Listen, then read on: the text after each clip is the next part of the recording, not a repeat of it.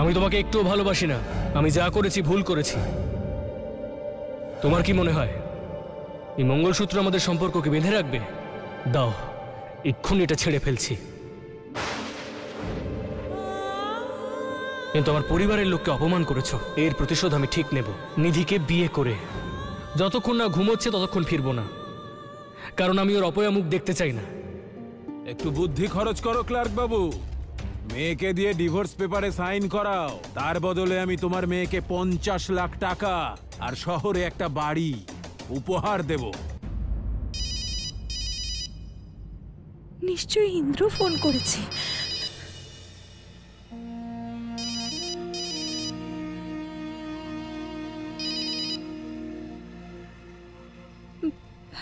হ্যাঁ বাবা। স্বাতী, মা তুই ঠিকঠাক আছিস তো? হ্যাঁ ঠিক আছে আমি। না না না না না না মা, কাঁদতে নেই মা, কাঁদতে নেই। শোন মা আমার, এসব তো আদিকাল থেকে চলে আসছে রে।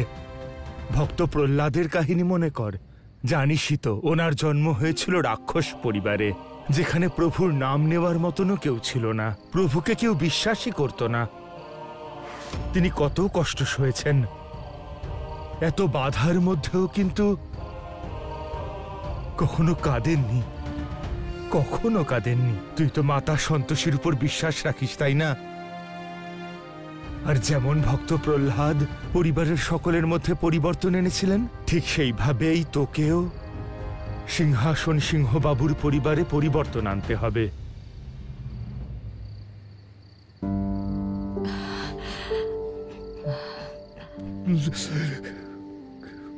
মারে, যে একবার দুর্বল হয়ে পড়ে সে জীবনে আর কিচ্ছু করতে পারে না। তাই তুই মন শক্ত করে নিজের প্রতি বিশ্বাস রাখ আর নিজের লক্ষ্যে স্থির থাক। তুমি ঠিক বলেছ মা, আমি দুর্বল হয়ে পড়ব না। আচ্ছা, এখন আমি রাখছি। ঠিক আছে মা, নিজের খেয়াল রাখিস কেমন?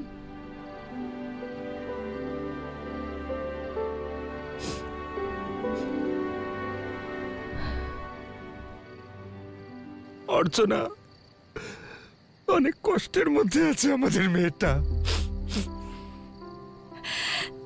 কিন্তু দেখো অর্চনা, একদিন জয় আমাদের মেয়েরই হবে। সত্য আর সমর্পণের পথ কখনো সহজ হয় না। আর যে নিধির সঙ্গে আমি দেখা করে এসেছি, তারপর তো এটাই মনে হচ্ছে যে বিপদ আরো বাড়বে।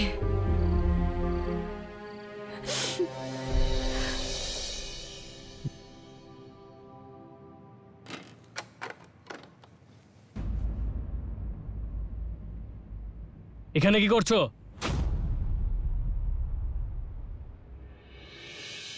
তুমি এসে গেছো ইন্দ্র, তোমার খাবারটা বেড়ে দিই।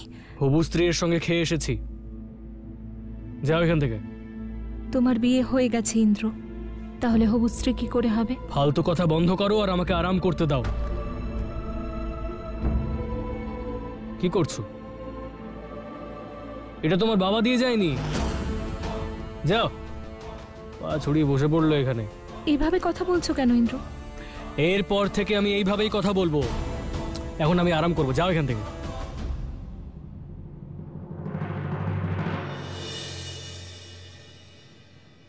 কি করছো? এটাও তোমার বাবা দিয়ে যায়নি। তাহলে আমি কোথায় ঘুমোবো? যেখানে ইচ্ছে ঘুমো, কিন্তু আমার চোখের সামনে থেকে দূরে চলে যাও।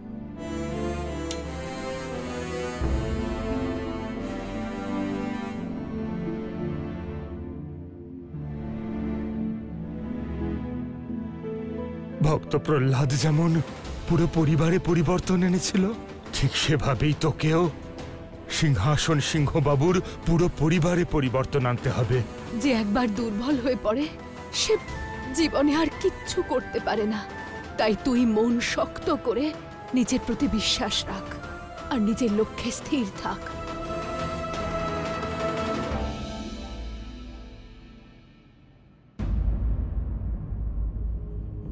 এই বাড়ির কোনো জিনিসে আমার অধিকার থাকুক বা না থাকুক, কিন্তু স্বামীর বাড়ির মাটির সঙ্গে স্ত্রীর ভাগ্য জুড়ে যায়, যা তুমি আমার থেকে কখনো কেড়ে নিতে পারবে না।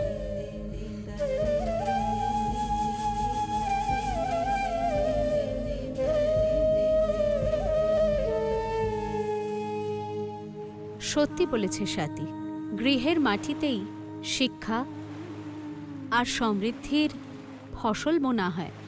যে গৃহ নিজের গৃহলক্ষ্মীকে সম্মান দিতে পারে না, সেই গৃহের মাটি গুণহীন হয়, আর সেই সঙ্গে গৃহের মানুষেরাও।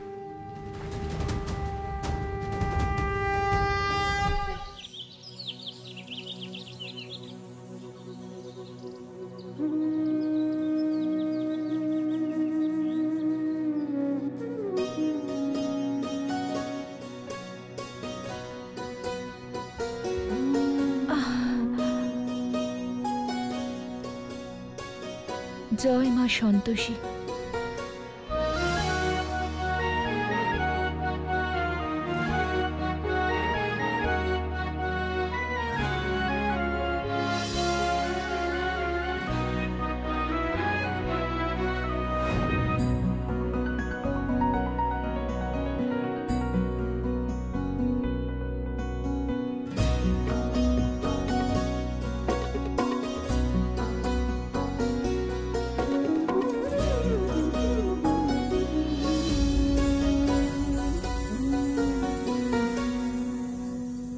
যদি জেগে থাকো তাহলে গুড মর্নিং বলে যাও না।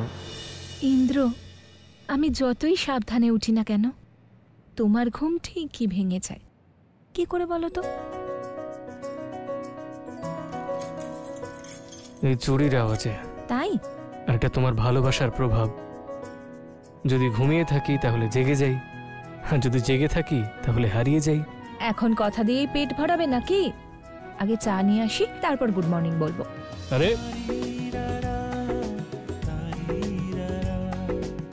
তুমি কি জানো না, গুড মর্নিং চা দিয়ে নয়, কি দিয়ে হয়?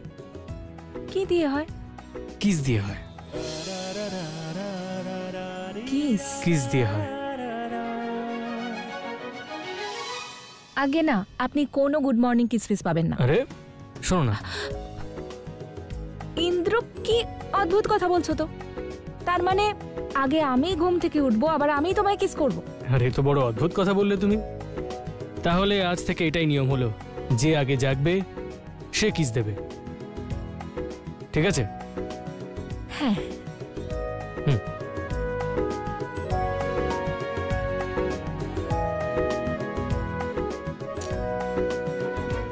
Good morning.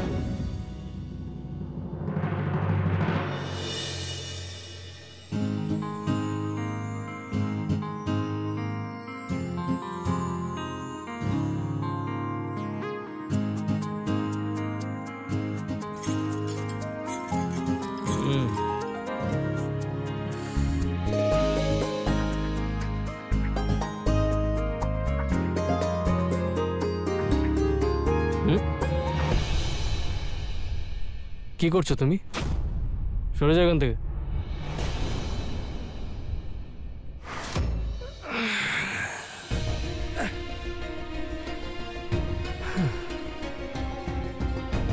ইন্দ্র, কি হয়েছে তোমার? কেন এত রাগ করছো? হ্যাঁ, মানছি আমার ভুল হয়েছে, তার জন্য আমি ক্ষমা চাইছি তোমার থেকে। তুমি বলো না কি করতাম আমি?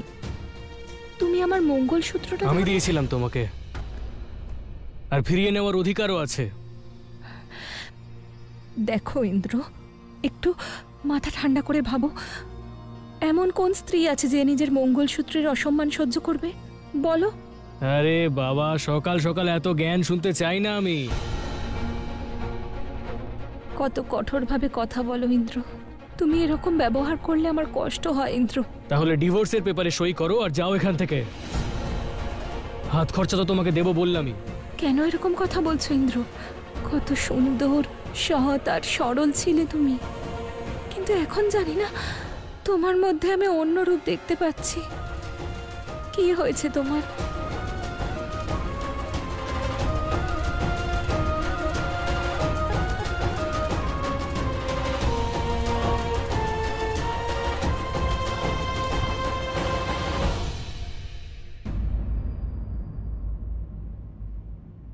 সরকার সত্যি বলছি, এইবারের লকডাউন আমাদের শেষ করে দিয়েছে। ব্যবসায় লস হয়ে গেছে। আমাদের অবস্থার একটু উন্নতি হলে তবেই আপনার সুদ দিতে পারবো সরকার। অভয়, একটা কাজ করতো, ডাক্তারি পরীক্ষা করা ওর, ভালো করে দেখ আদৌ পুরুষ মানুষ কিনা।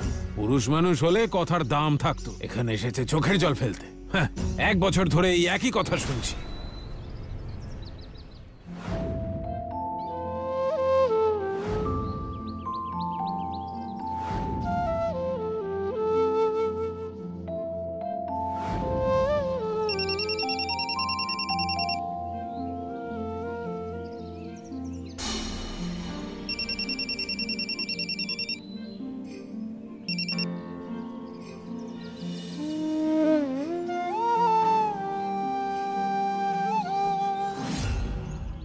মানুষদের বুদ্ধি ভ্রষ্ট হতে বেশি সময় লাগে না। মনে হয় সাতের কথার প্রভাব পড়ছে ওর ওপর। সেই জন্য ও মানসিকভাবে দুর্বল আর দিশাহীন হয়ে পড়ছে।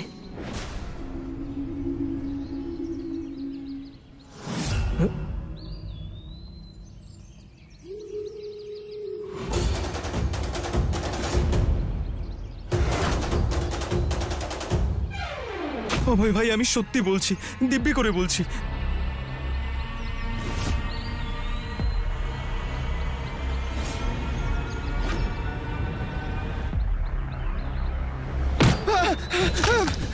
কি করছেন কি?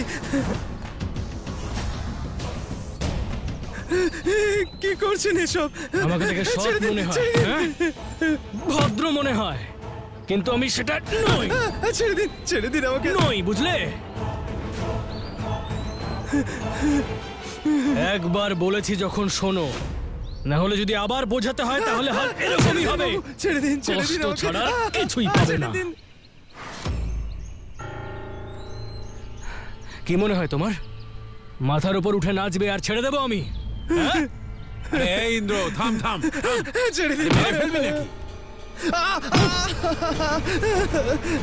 ছেড়ে দিন আমাকে।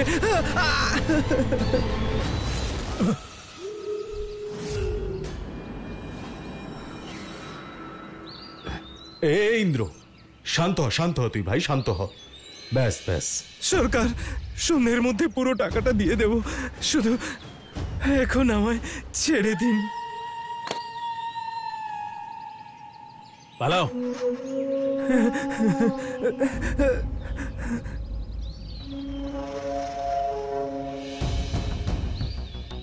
এটা শুধু ট্রেলার ছিল, বুঝলে? ক্লার্ক বাবুর আদুরে মেয়ে। ও সোজাও নয়, সরলও নয়, বরং শক্তপোক্ত, একদম লোহার মতো। ওকে ভাঙতে চাইলে নিজেই ভেঙে যাবে।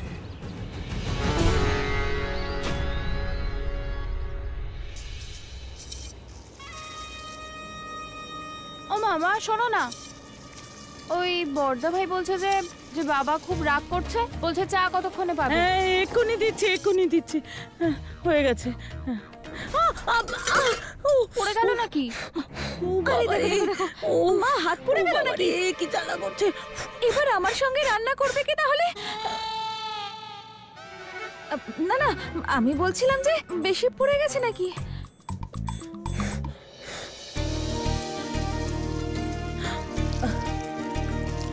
আরে আরে আরে, কি করছো? এই মেয়ে, সরে যাও।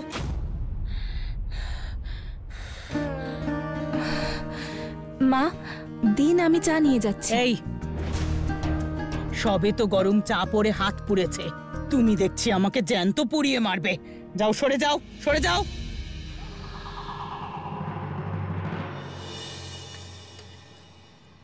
আর একটা কথা কান খুলে শুনে রাখো, বাড়ির লোকেরাই বাড়ির লোককে চা দেয়, বাইরের লোক নয়।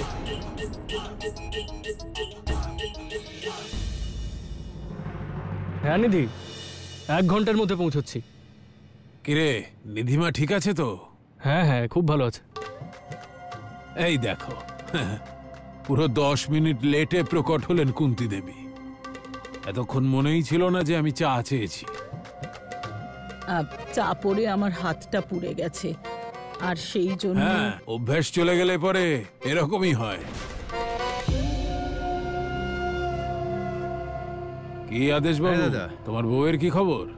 মঞ্জু তো ওর ব্যাপারে তো আমি অনেক আগেই বলেছি, ওকে পরিষ্কার বলেছি তোমার এই মুখটা না আমার একদম পছন্দ নয়, আমার সামনে তাই আসবে না, আর ভুল করে যদি এসে পড়ো তাহলে চুপ করে থাকবে। একদম ঠিক, হ্যাঁ? একদম ঠিক। মেয়েদের মুখ সবসময় বন্ধ করিয়ে দাও। মেয়েদের মুখ যদি একবার খুলতে দাও তাহলে সারা দিন আলাদা আলাদা রেডিও স্টেশনের মতো বাজতে থাকবে। আমিও যার জন্য এতগুলো সময় নষ্ট করলাম, সেও এখান থেকে শান্তভাবে চুপচাপ চলে গেলে খুব ভালোই হয়। শোন বাবা, ভুলটা কখন হয় জানিস? যখন ছেলেরা তাদের বউকে পুজো করে। সব গন্ডগোল সেখান থেকেই শুরু হয়। স্বামীদের সবসময় বাজাতে হয় ডুগডুগি, যাতে বউরা বাঁদরের মতো নাচে। ছেলেদের শুধু নাচানোটাই কাজ। কি কুন্তি দেবী? নারায়ণ নারায়ণ, অবিশ্বাস্য। মাতা, এ কেমন ব্যবহার মানুষদের! একদিকে তারা দেবীদের আরাধনা করে, পূজা করে, দেবীকে সম্মান করে, আর অন্যদিকে গৃহের দেবীকেই অসম্মান করে, তিরস্কার করে। কেন মাতা? আর মাতা, ইন্দ্র কি হলো আমাদের ইন্দ্রর? মহাদেবের ভক্ত হওয়া সত্ত্বেও নিজের মায়ের সামনে এমন অপমানজনক কথা শুনছে। দেবী পৌলমী এই সময় ইন্দ্রর মস্তিষ্ক ক্রোধ, অহংকার, লোভ, অনাচারে ভরে দিয়েছেন। মহাদেবের প্রতি ভক্তি এখন ওর মন থেকে একেবারে মুছে গিয়েছে। তাই মহাদেবের ভক্ত ইন্দ্রের তুলনা সিংহাসন সিংহের পুত্রের সঙ্গে করা চলে না। কিন্তু মাতা, মহাদেবের ভক্ত এবং সিংহাসন সিংহের পুত্র অর্থাৎ ইন্দ্র, সে তো একই। তাহলে ভক্ত স্বাতীর কি হবে মাতা? আপনি এত চিন্তা করছেন কারণ স্বাতী আমার ভক্ত। বিশেষ সম্পর্কের পরিপ্রেক্ষিতে কথা বলাও এক ধরনের ব্যক্তিগত লোভ, আর লোভ দেবী পৌলমীর দূত। সেভাবে দেখতে গেলে আপনিও কিন্তু ওনার গুণের দ্বারা প্রভাবিত হচ্ছেন। নারায়ণে নারায়ণ, সঠিক বলেছেন আপনি মাতা। ক্ষমা চাইছি, আমি আমার ভুল বুঝতে পেরেছি মাতা। এখন দেখার বিষয় এটাই যে এই সব কিছুই এই গৃহের সদস্যদের উপর কি প্রভাব ফেলতে চলেছে।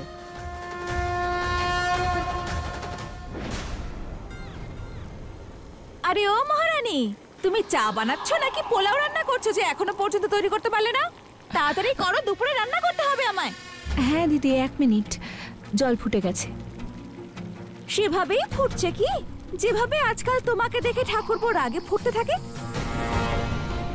একদম ঠিক বলেছো বৌদি। দিদি, আজ অব্দি আমি তোমায় কোনো কষ্ট দিইনি, তাহলে তোমার আমাকে নিয়ে সমস্যাটা কি? স্বাতী, ছাড়ো তো, ওদের সঙ্গে কথা বলে কোনো লাভ নেই।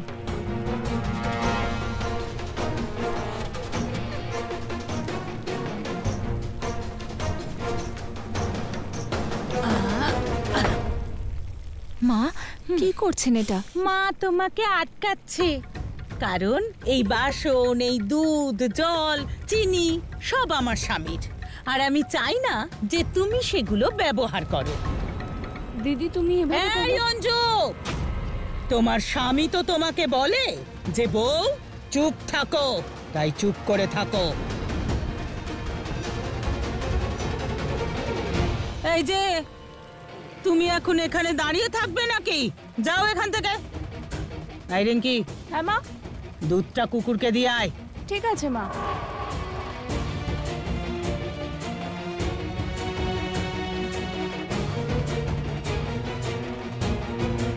ইন্দ্র, দাঁড়াও।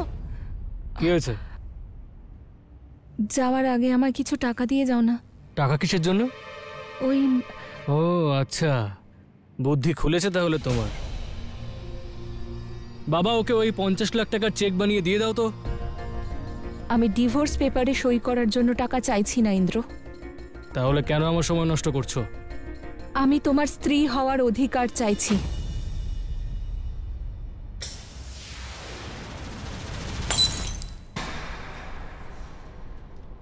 এই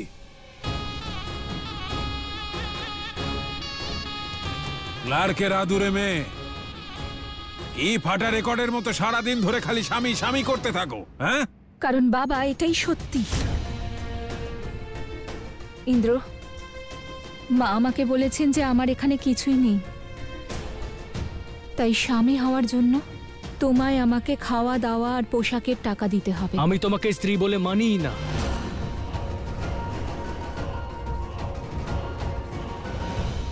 ডিভোর্সের কাগজ যখন দিতে পেরেছো, তার মানে বিয়েটা হয়েছে।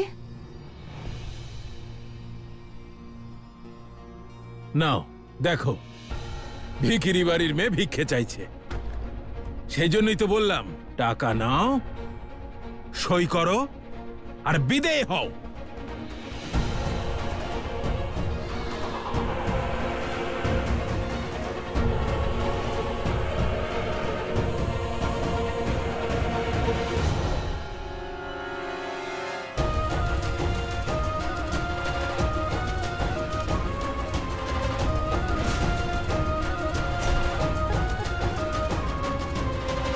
রিঙ্কি, আমার মনে হয় ওর মাথা থেকে ঠাকুরপোর ভূত এখনো নামেনি। দেখো কেমন গুনে গুনে টাকা নিচ্ছে।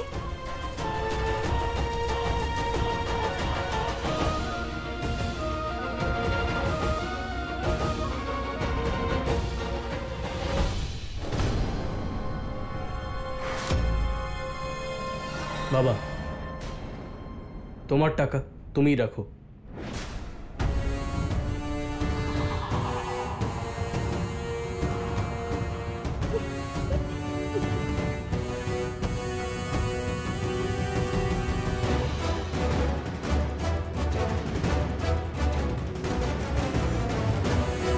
আমার কাছে এটাই আছে, রাখো।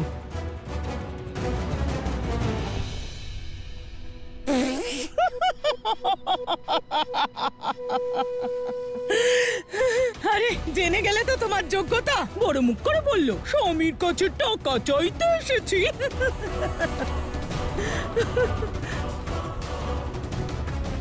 ইন্দ্র, যতক্ষণ না তুমি আমার জন্য টাকা রোজগার করে আনছো, আমি অন্ন জল গ্রহণ করব না।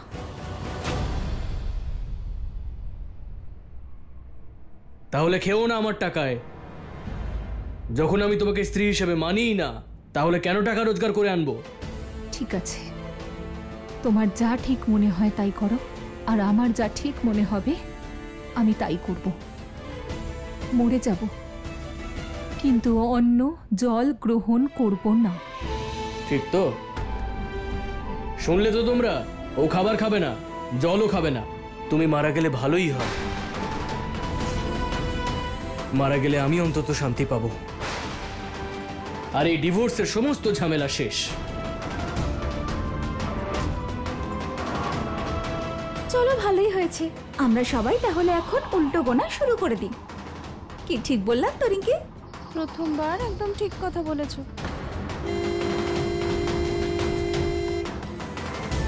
আমার হবু স্ত্রী চলে এসেছে, আসছি।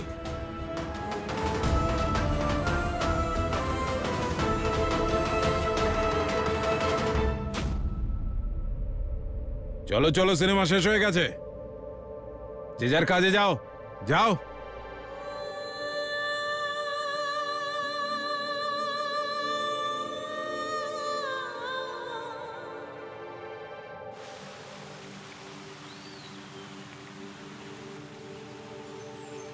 কি হয়েছে ইন্দ্র?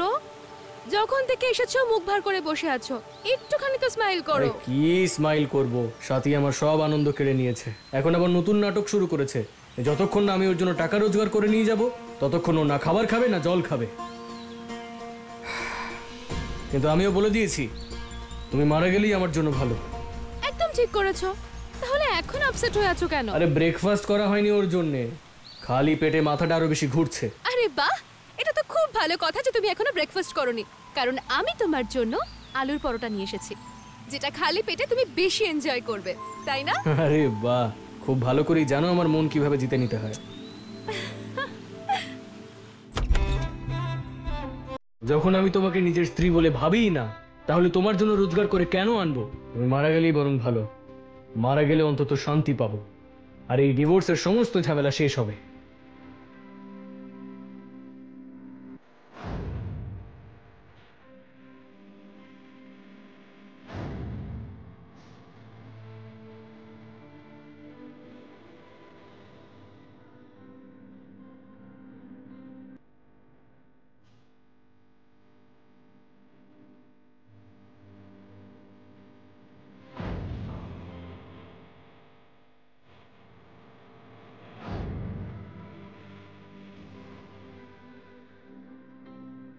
আমি তোমাকে একটুও ভালোবাসি না, যা করেছি ভুল করেছি, তাই চলে যাও এখান থেকে।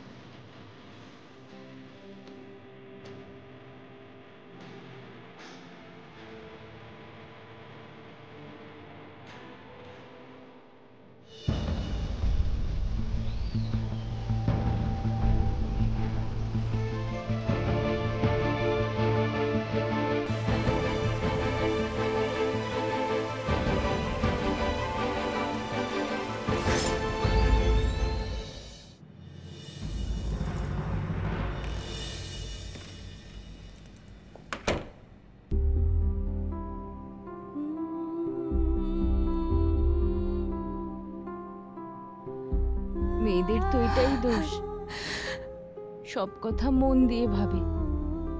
এদিকে শ্বশুর বাড়ির লোকেরা বুদ্ধি খাটিয়ে চলে। এরকম কাঁদতে থাকলে তোমারই ক্ষতি হবে সাথী। এই বাড়ির পরিস্থিতি আমি বহুদিন ধরে দেখছি। এখানে মেয়েদের অনুভূতির কোনো দাম নেই।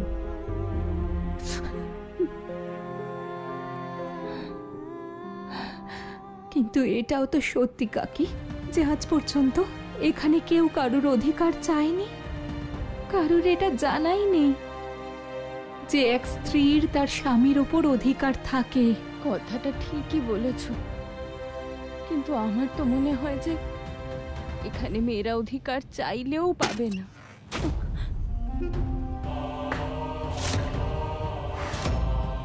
বাহ বাহ বাহ বাহ বাহ,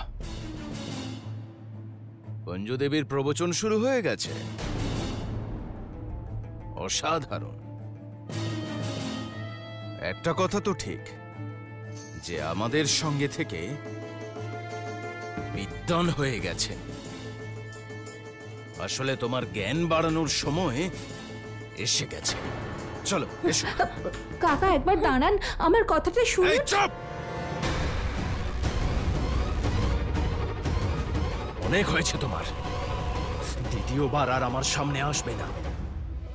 আরে আগে নিজের স্বামীর চিন্তা করো, তারপর অন্যের কথা ভাববে। কি বলছিলে? স্বামী? ইন্দ্র তো তোমাকে ছেড়ে দিয়েছে, তাই না সাথী? তুমি ভেবে দেখো যে তোমার স্বামী থেকেও নেই। তুমি জানো সে এখন কোথায়? ওর প্রেমিকা নিধির কাছে।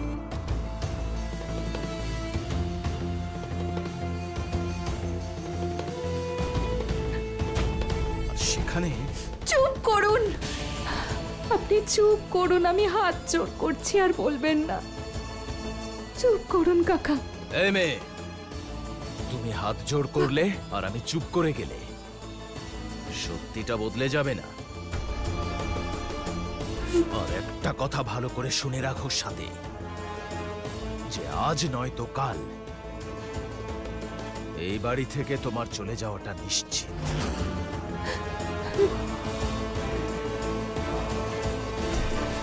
এখনো দাঁড়িয়ে আছেন আপনি? আসুন আসুন, আপনার জ্ঞানটা বাড়িয়ে দিই।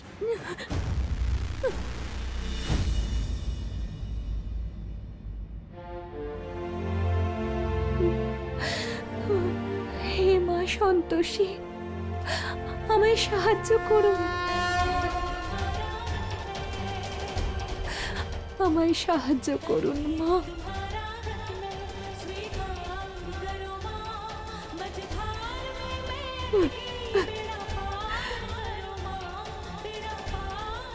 প্রেম আর ভক্তি প্রায় একই রকম।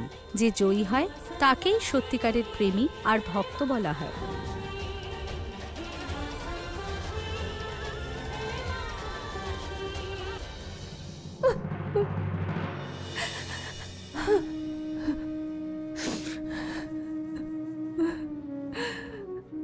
আমি জানি আমার সন্তোষীমা সবকিছু ঠিক করে দেবেন। আমার ওনার নাম জপ করা উচিত।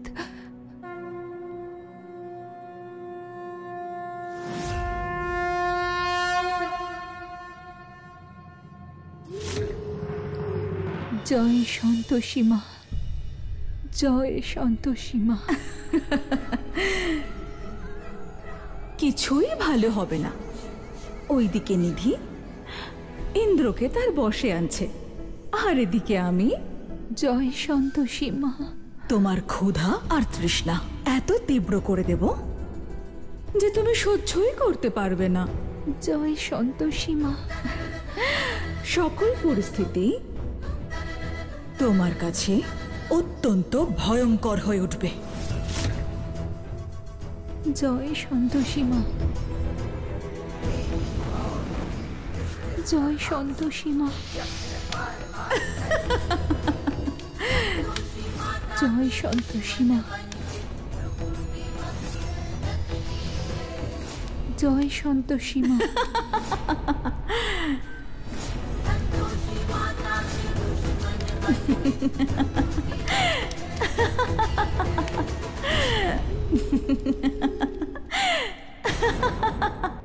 ইন্দ্র দাদা, আমি টাকার ব্যবস্থা করেছি। এই নিন, পুরো টাকা আছে, হিসেব করে নিন। এরম ভাবে তোমার সেবা করার পরে পুরো টাকাই থাকা উচিত। যাও, গুনে নেব। হর হর মহাদেব, জয় ভোলানাথ। হর হর মহাদেব,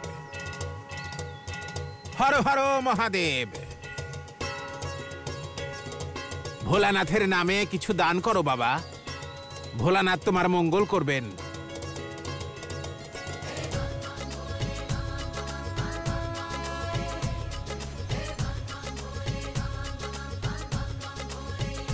সম্পূর্ণ ব্রহ্মাণ্ডে মন দিয়ে বিচরণ করতে পারেন আপনি মহাদেব। একটু ফিরে আসুন আর দেখুন আপনার ভক্ত ইন্দ্র কোন দৃষ্টিতে দেখছে আপনার আরও এক ভক্তকে। মনে হচ্ছে দেবী পৌলমীর মায়ার প্রভাবে ইন্দ্র আপনার ভক্তি থেকে সম্পূর্ণরূপে মুক্ত হতে পারেনি।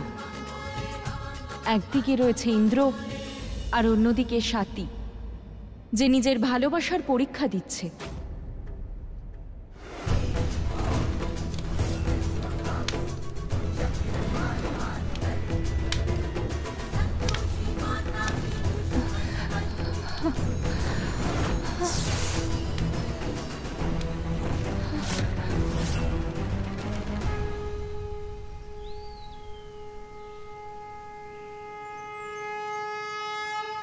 বাহ জামাই বাবু, বাহ। ওখানে আমার দিদিকে ছেড়ে দিয়ে এত কষ্ট দিচ্ছ, আর এখানে সাধুকে দান দিয়ে পুণ্য অর্জন করছো।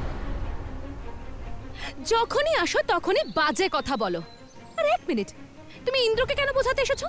যাও গিয়ে তোমার দিদিকে বোঝাও যে ইন্দ্র ওর সঙ্গে থাকতে চায় না, ও আমার সঙ্গে ভালো আছে। আমার দিদি আর জামাই বাবু একে অপরকে ভালোবাসতো, তারপর আমার দিদি এক কঠিন ব্রত করে, আর উনি ওনার পরিবারের বিরুদ্ধে গিয়ে আমার দিদিকে বিয়ে করেছিল।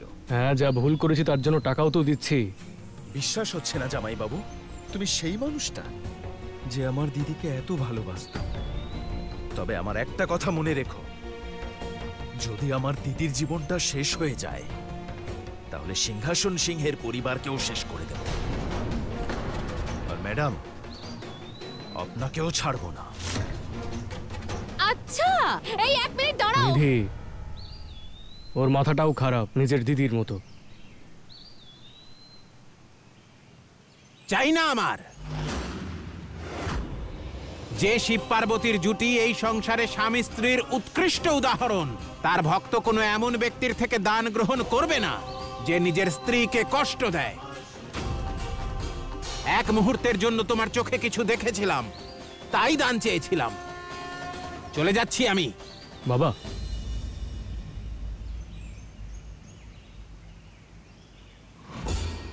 হর হর মহাদেব।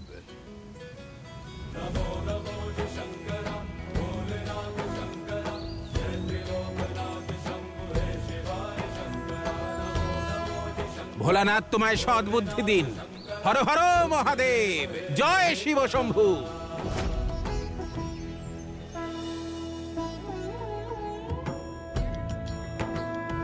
আপনার লীলাও তুলনাহীন প্রভু। ইন্দ্রের পরিবর্তন হওয়া ব্যবহারে আপনি চিন্তিত ছিলেন, তাই আপনি এক ভক্তকে সহায়তার জন্য পাঠিয়েছিলেন।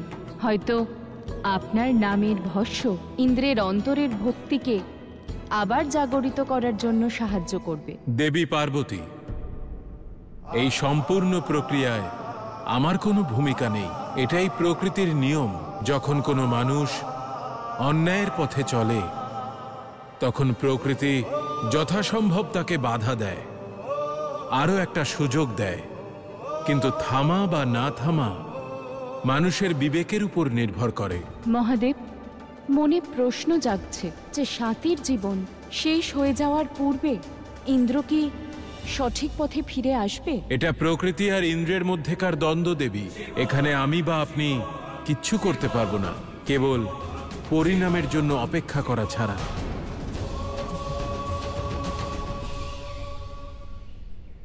তোমার কি মনে হয় এই মঙ্গলসূত্র আমাদের সম্পর্ক বেঁধে রাখবে? এক্ষুনি ছেড়ে ফেলছি আমি। কারোর উপকার নিইনি বাবা। আমি যে ওর স্মৃতিতে সিঁদুর দিয়েছি, ও তার ঋণ শোধ করলো। সবার আগে আমি তোমাকে ডিভোর্স দেব, তারপর হবে আমার আর নিধির বিয়ে। ভোলানাথ, আজ তোমার কাছে একটু বেশিই চাইবো, কারণ সঙ্গে আজ আমার স্ত্রীও আছে। আশীর্বাদ করুন, যেভাবে আপনি আমার খেয়াল রেখেছেন ওরও রাখবেন। সাথী,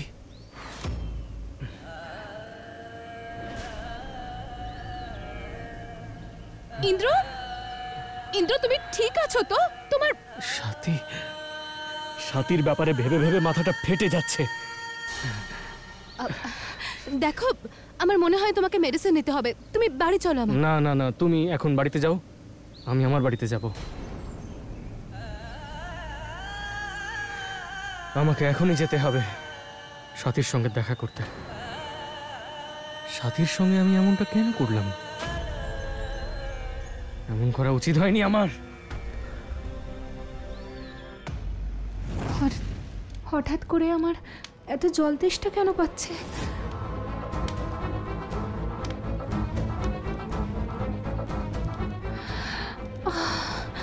আর এত খিদেও কেন পাচ্ছে? এটা কি হচ্ছে?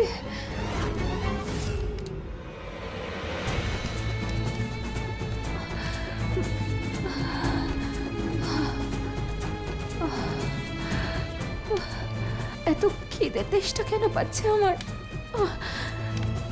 এটা কি হচ্ছে মা? যাই হয়ে যাক না কেন, আমি কিছুই মুখে তুলবো না।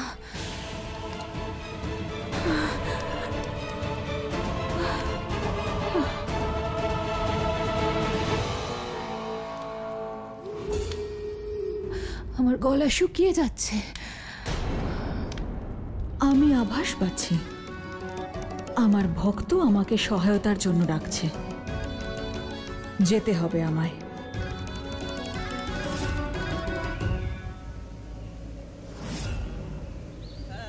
সাথী, আমি তোমার সঙ্গে এক্ষুনি দেখা করব। মূর্খ মানুষ পুনরায় সাথীর কথা মনে করছে, আর এই মুহূর্তে আমি ওর শরীরেও প্রবেশ করতে পারবো না। কিন্তু আমায় অবশ্যই কিছু করতে হবে। নিধি, ইন্দ্রর কপাল থেকে বিভূতি মুছে দাও, না হলে আমার মায়ার প্রভাব ক্ষণিকের মধ্যেই সমাপ্ত হয়ে যাবে। সাথী, সাথী, আরে আমি সাথীর কাছে যাব এখন। শান্ত হও ইন্দ্র। তুমি তুমি বাড়িতে যাও, আমি এখন এখন আমার বাড়িতে যাব। তুমি যাও।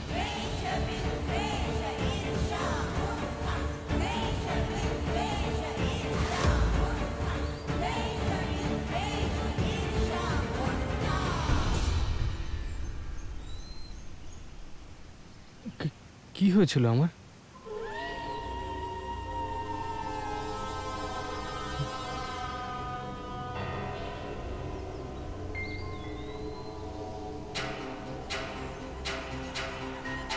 ইন্দ্র, তুমি ঠিক আছো তো? ভাগ্যিস তুমি ছিলে, না হলে কি যে হতো আমার।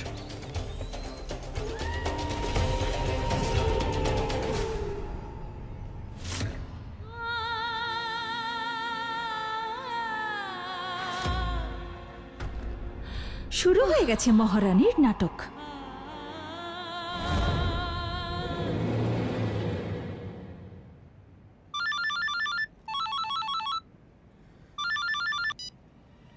হ্যাঁ মা। আরে ওই সাথী কি জানি কি নতুন নাটক শুরু করেছে, জীবনটাই শেষ করে দেবে মনে হচ্ছে। আমার তো খুব ভয় করছে ইন্দ্র, তুই সব কাজ ছেড়ে এখানে আয়। আসছি, বাড়িতে যেতে হবে। কিন্তু আমাদের তো এখন একটু বেরোনোর কথা ছিল না? সাথী আবার নতুন নাটক শুরু করেছে। ঠিক আছে, তাহলে আমিও যাব তোমার সঙ্গে। ঠিক আছে। সাথী, এ নাও। না কাকি, আমার জলের প্রয়োজন নেই। আরে কেন এত নাটক করছো? জল খেয়ে নাও। তুমি চিন্তা করো না, আমি ইন্দ্রকে ফোন করে দিয়েছি, ও এক্ষুনি চলে আসবে আর এই ঝামেলা সামলাবে। ইন্দ্রকে ফোন করেছো? বৌদি, ইন্দ্রকে কেন ফোন করলে? দাদা, আমার মনে হয় ফোনটা ওর বাবাকে করা উচিত। ভেবে দেখো দাদা, ও যদি এখানে মরে যায় তাহলে শ্রাদ্ধ শান্তি করতে হবে, তার উপর আবার পুলিশের চক্কর। দাদা, আমার কথা যদি শোনো, ওর বাবাকে ফোন কর। হ্যাঁ, ঠিকই বলেছিস।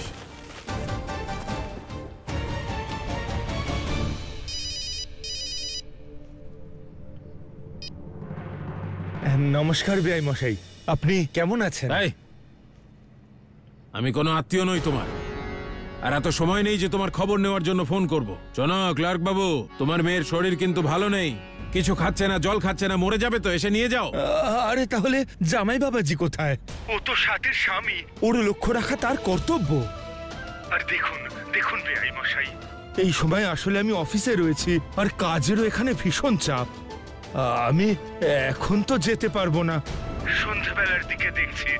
তার মধ্যে যদি ওর শরীর ঠিক হয়ে যায়, তা না হলে দেখা যাক কি করা যায়। আমার মেয়েকে বাড়ি নিয়ে আসবো নাকি আপনার বৌমা ওখানেই থাকবে? আরে তাহলে এসে হ্যালো। বুকে পাথর চাপা দিয়ে কত কষ্ট করে যে বললাম নিজের মেয়েকে বাড়ি আনবো না। এখন তুমি ওর খেয়াল রেখো, তোমার কৃপা যেন পায়। অসভ্য লোক ফোনটাই কেটে দিল আমার, কি বলবো একে? একে তো দেখা হলে বোঝাবো মজাটা। আরে জলটা খেয়ে নাও না।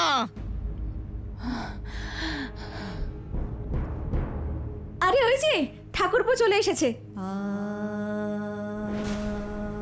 এখন ওই বলুক এই মহারানীকে নিয়ে কি করা যায়। ঢং দেখে আর পাচ্ছি না। বাড়ি থেকে বের করে দাও ওকে, তারপর যেখানে গিয়ে মরতে ইচ্ছে হয় মরুক। কি ইন্দ্র, ঠিক বলেছি না? ইন্দ্র,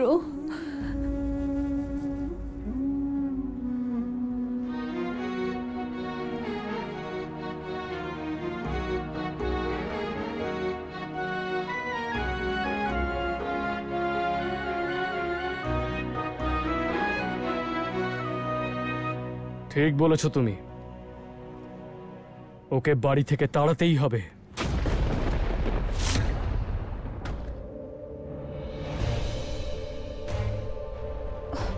অনেক নাটক দেখেছি তোমার, এবার চলো এখান থেকে। ইন্দ্র কি করছো? চলো।